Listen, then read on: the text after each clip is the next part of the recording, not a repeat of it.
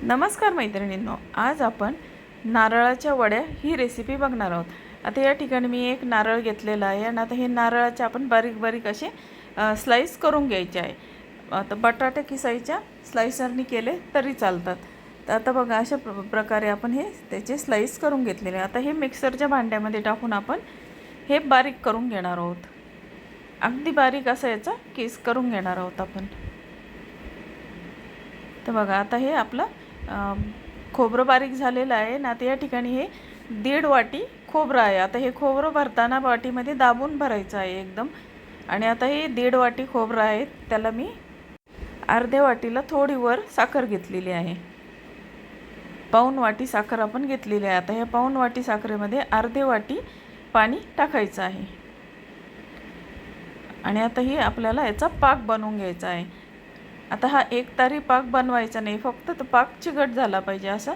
आणि आपला पाक तयार होतो तोपर्यंत आपण हे खोबरं आता पॅनमध्ये 1 चमचाभर मी तूप टाकलेलं आहे। आता हे तूप सर्व पॅनमध्ये आपण पसरून घेणार आहोत आणि आपल्याला ते खोबरं त्या पॅनमध्ये टाकून व्यवस्थित असं त्याचं सर्व पाणी जाईपर्यंत भाजून घ्यायचं आहे आपल्याला। आता हे खोबरं मी सालीसहित बारीक केलेलं आहे। तुम्ही त्याची वरची साल काढून सुद्धा खोबरं वापरू शकता। तर बघा हे आता आपण खोबरं व्यवस्थित आता भाजून घेऊया।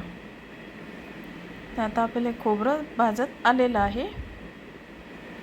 आता याचं सर्व पाणी निघून गेलेलं आहे, अगदी कोरडं असं हे झालेलं आहे। आता आपला पाक पण रेडी झालेला आहे। तर बघा थोडासा चिकट असा हा पाक होईपर्यंत याचा पाक करायचा आहे, एकतारी पाक करायचा नाही।